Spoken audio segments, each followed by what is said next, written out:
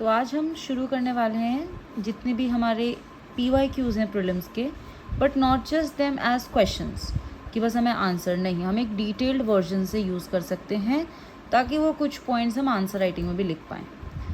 तो पहला क्वेश्चन है जिसमें आया था कि हमारे पास 4 ऑप्शंस थे और हमें ये चूज़ करना था कि इनमें से किसने कंपोज करें hymns of Vedas. So it was Lopamudra. ठीक है, ऑप्शन में गार्गी भी था। अब इनके डिटेल नोट्स क्या हैं? तो लोपामुद्रा और ये दोनों ही जो वैदिक एज है उनकी फिलोसफर्स रही हैं। तो इन दोनों को हम यूज़ तब भी कर सकते हैं if there is any question that related to women. तो हमें कहानी बनानी होती है एंशिएंट एज से। तो लोपामुद्रा वाइफ ऑफ अगस्त ऋषि, ठीक है, इनका क्या कंट्रीब्यूशन रहा है? एक तो ऋग्वेद में रहा है और महाभारता में भी रहा है, जहाँ पे इन्होंने और इनके हस्बैंड दोनों ने गंगा द्वार विच मीन्स हरिद्वार, वहाँ पे उन्होंने कठिन एक तपस्या की थी। तो दैट इज़ देयर इनके कंट्रीब्यूशन। गार्गी की जब हम बात करेंगे तो ये किंग जनका के कोर्ट में एकमात्र विमेन थी। So this is an important point. Apart from that इन्होंने चैलेंज करा था यज्ञ कावल्या को, वो भी ट्वाइस। किन बातों पे? फिलोसफिकल बातों पे and on metaphysical talks as well. इसके बाद हमारे पास जो नेक्स्ट क्वेश्चन बनेगा वो है गुप्त एज का, जिसमें संस्कृत प्लेज में विमेन एंड शूद्र स्पोक इन प्राकृत लैंग्वेज। तो ठीक है, ये तो क्वेश्चन बन गया, लेकिन इससे क्या समझ में आता है गुप्त एज की सोसाइटी के बारे में? That both women and Shudra were looked down in the society. Another one is Brahmagupta. तो Brahmagupta is both mathematician as well as astronomer, और क्वेश्चन के हिसाब से था कि इन्होंने न्यूटन से भी पहले ग्रेविटेशन का कॉन्सेप्ट दे दिया था। Now he is a mathematician and astronomer. इन्होंने हमें कैलकुलेशंस विद जीरो और एरिया ऑफ साइक्लिक क्वाड्रिलेटरल दे दिया था, और ये इनका जो एक काम है वो हमें ब्रह्मपुष्ट सिद्धांत एंड खंड खंड्यका में प्रोवाइड हो जाता है। मूविंग ऑन, नेक्स्ट हमारा क्वेश्चन है मीमांसा फिलोसफी पे, जो जेमिनी ने दिए हैं। सो ये हमारा Indian philosophy, Indian school of philosophy, Orthodox school of philosophy का पार्ट है। ठीक है, तो इसका बेस क्वेश्चन था that how liberation is formed by Karma. अब ये आंसर तो बन गया है, लेकिन अब हम इसे समझते हैं। जो मीमांसा philosophy given by Gemini was based on valid knowledge. Valid knowledge मतलब क्या?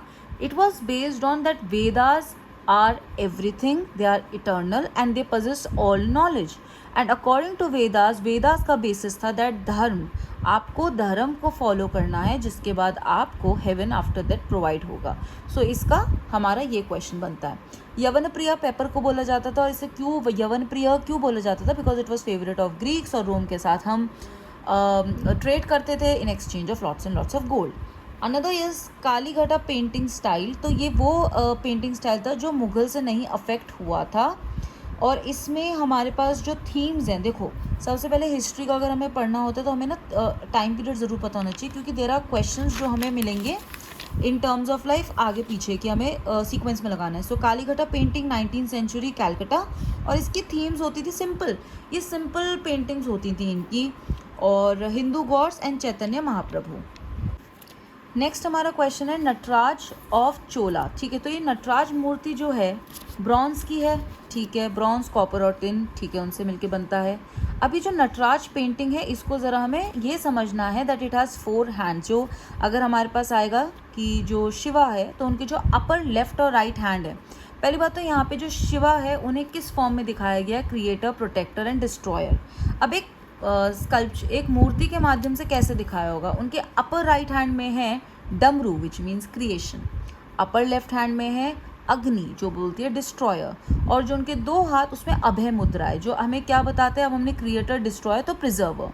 ये कौन सी टेक्निक से बनी है? लॉस्ट वैक्स टेक्निक से बनी है। एंड मोर ओवर अगर हम उस मूर्ति के अगर हम देखें तो मूल्य का विच मीन्स डॉफ फिगर जो वो इग्नोरेंस और ईविल को रिप्रेजेंट कर रहे हैं। ठीक है, और ये 12th सेंचुरी AD को बिलोंग करती है।